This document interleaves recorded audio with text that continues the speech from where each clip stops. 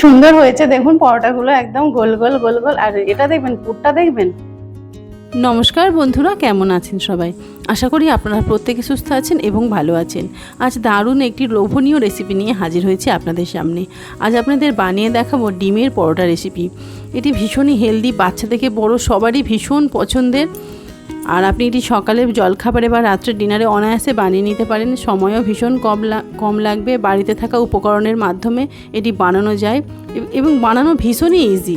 আমি এখানে গমের আটা নিয়েছি বন্ধুরা, আপনারা চাইলে ময়দা দিয়েও এটি বানাতে পারেন। আমি গমের আটাটা ইউজ করেছি কারণ আরও একটু হেলদি করার জন্য। এখানে 750 মতো গমের আটা নিয়েছি, তার মধ্যে একটু লবণ দিয়ে নর্মাল জল দিয়ে আটাটা খুব সুন্দর করে মেখে নিয়ে আধ ঘন্টা মতো রেস্টে রাখবো। খুব সুন্দর খেতে হয় এটি, একবার আপনি বানিয়ে খান। যারা খেয়েছেন তারা নিশ্চয়ই জানেন, আর যারা খাননি তারা অবশ্যই একবার বানিয়ে খান। খুব খুব খুব ভালো লাগবে। আমার বাড়ির প্রত্যেকে তো ভীষণ পছন্দ করে এবং তাই আমাকে বারবারই এটি বানাতে হয়। আপনারা বানান, খাবেন এবং কমেন্ট করে কিন্তু আমাকে অবশ্যই জানাবেন কেমন লাগলো। তাহলে বন্ধুরা চলুন শুরু করি। আটা ভিজিয়ে রেখে দিয়েছি। এবার এই ডিমগুলো সিদ্ধ করে নিয়েছি, একটু হার্ড বয়েল করতে হবে, তবেই ভালোভাবে গ্রেট করা যাবে। আমি এখানে 5টা ডিম নিয়েছি, আপনারা আপনাদের পরিমাণ মতো নিয়ে নেবেন। এবার এইভাবে একটা গ্রেটারের সাহায্যে সুন্দর করে গ্রেট করে নেব। আপনারা হাত দিয়েও মিহি করে নিতে পারেন, তবে গ্রেটারের সাহায্যে করলে সুন্দর হয় আরও। একবার এইভাবে বানিয়ে দেখবেন। সবসময় তো আমরা এমনি পরোটা, লুচি বা মুড়ি এইসব সকালে জলখাবার খেয়ে থাকি, পাউরুটি। এইভাবে যদি পরোটা বানিয়ে খান, ভীষণ স্বাস্থ্যকর। যেহেতু আমি গমের আটা দিয়ে বানিয়েছি, আপনারা যদি চান তাহলে ময়দা দিয়েও বানাতে পারেন। এইভাবে সমস্ত ডিমটা গ্রেট করে নেব।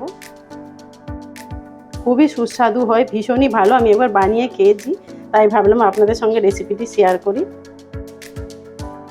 যারা ডিমের কুসুম খান না, অনেক প্রবলেম আছে, নিষেধ আছে ডাক্তারি মতে, তারা কিন্তু কুসুমটা বাদ দিয়ে সাদাটাও গ্রেট করে নিতে পারেন। বাচ্চা থেকে বয়স্ক সবাই এটি খেতে পারেন, অল্প তেলেই আপনারা খাবেন। গ্রেটারে গ্রেট করে নিয়েছি, তবু সাদা অংশগুলো একটু দানা দানা মতো বড় বড় মতো আছে, সেই জন্য একটু হাত দিয়ে ম্যাশ করে নিচ্ছি। ডিম ভীষণই লোভনীয় জিনিস, এমনি সকালে আমরা ব্রেকফাস্টে সেটা খাই, রুটির সাথে ডিম সিদ্ধ। এইভাবে যদি আপনি বানিয়ে নেন অল্প তেল দিয়ে, গমের আটা দিয়ে, সেটা স্বাস্থ্যের জন্য ভীষণ ভালো। আপনি বাচ্চারা স্কুলে যায় তাদের টিফিনেও দিতে পারেন, বা হাজবেন্ডরা যখন অফিসে যায় তাদেরও ব্রেকফাস্টে টিফিনে দিতে পারেন। রাতের ডিনারেও কিন্তু এটি খাওয়া যাবে, ভীষণই ভালো। এর সঙ্গে কয়েকটি উপকরণ আমি অ্যাড করবো, চলুন সেটাই দেখি। দিয়ে দেবো কিছু কুচানো পেঁয়াজ। পেঁয়াজটা একদম মিহি করেই কুচিয়েছি। আমি এখানে বড় বড় 2টি পেঁয়াজ নিয়েছি, কিছুটা ধনে পাতা কুচি। এবারে দেবো কাঁচা লঙ্কা কুচি,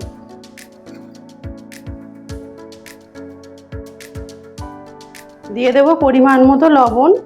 আমি এখানে একটু জিরে গুঁড়ো আছে, আমি সেটাই দিয়ে দেবো। গোলমরিচ এবং মৌরি গুঁড়ো করা আছে, আপনাদের কাছে যদি শুধু জিরে গুঁড়ো থাকে সেটাও দিতে পারেন। আর দিয়ে দেবো একটু লঙ্কার গুঁড়ো। আপনারা লঙ্কার গুঁড়োটা স্কিপ করতে পারেন, কাঁচা লঙ্কা দিয়েও বানাতে পারেন। এবার সব কিছু উপকরণ খুব সুন্দর করে মিশিয়ে নিচ্ছি।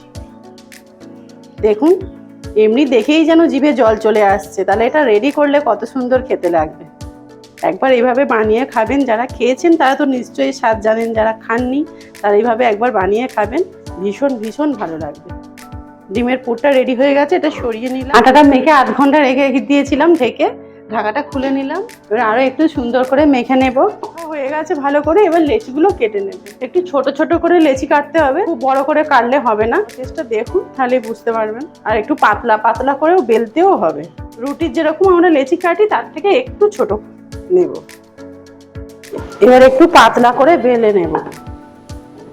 প্রথমেই জল দিয়ে দেব। জল দিয়ে দিলে কি হবে, পুরটা দিয়ে তারপরে সহজেই মোড়া যাবে। পুরটা দিয়ে দিলাম। পুরটা এইভাবে একটু ছড়িয়ে দেব, দিয়ে এইভাবে দেখছেন একটু পাতলা করেই কিন্তু বেলেছি। লেচিও আমার ছোট ছোট ভাবে মুড়ে দেব। ফ্রাইং প্যান বসিয়ে দিয়েছি, অল্প একটু তেল দিয়ে দেব।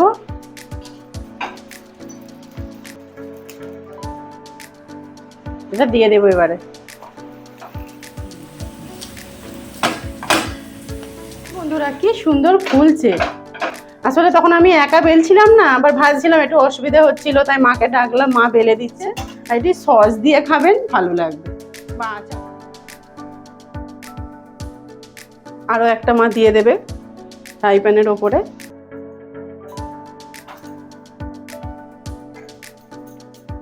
এভাবে একটু এই ধার দিয়ে তেল ছড়িয়ে দেবো। আর এই রেসিপিটি যদি ভালো লাগে তাহলে কিন্তু অবশ্যই লাইক, শেয়ার এবং সাবস্ক্রাইব করতে ভুলবেন না। যদি ফেসবুক পেজ থেকে দেখে থাকেন তাহলে কিন্তু অবশ্যই ফলো করে নেবেন।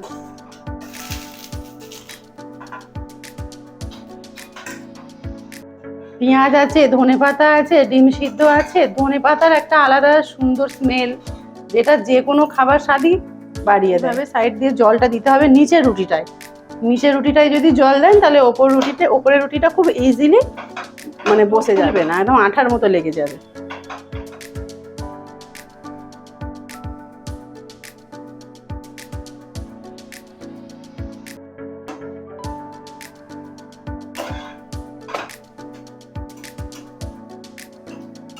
আর অবশ্যই মিডিয়াম ফ্লেমে ভাজবেন, কারণ খুব হাই হিটে ভাজলে আবার কিন্তু পুড়ে যাবে। খুবই অল্প তেল আমি এখানে ইউজ করছি। এইভাবে এক পিঠটা হয়ে গেলে আর এক পিঠটা উল্টে দেবো, দিয়ে অল্প তেল ছড়িয়ে একটু ভেজেই নামিয়ে নেব। কি সুন্দর হয়েছে দেখুন পরোটাগুলো, একদম গোল গোল গোল গোল। আর এটা দেখবেন পুরটা দেখুন শুধু একবার, একদম চারিদিকে পুর আছে, ধনেপাতা, পেঁয়াজ, ডিম সবই দেখা যায়। আমি একটা খেয়ে আপনাদের বলবো কেমন হয়েছে।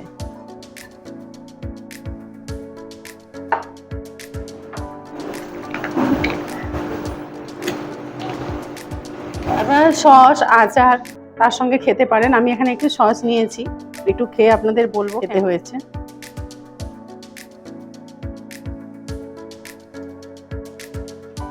খুব সুন্দর খেতে হয়েছে, খুব ভালো খেতে হয়েছে, ভীষণই হেলদি। যেহেতু পেঁয়াজ আছে, ধনেপাতা আছে, কাঁচা লঙ্কা আছে, ডিম আছে। আপনারা অবশ্যই চটজলদি বানান এবং বানিয়ে খান। সকালে ব্রেকফাস্টেও খেতে পারেন এবং রাতের ডিনারেও খেতে পারেন, দারুণ লাগবে। আজকের ভিডিও এখানে শেষ করলাম বন্ধুরা। আপনারা প্রত্যেকে সুস্থ থাকবেন এবং ভালো থাকবেন। টাটা।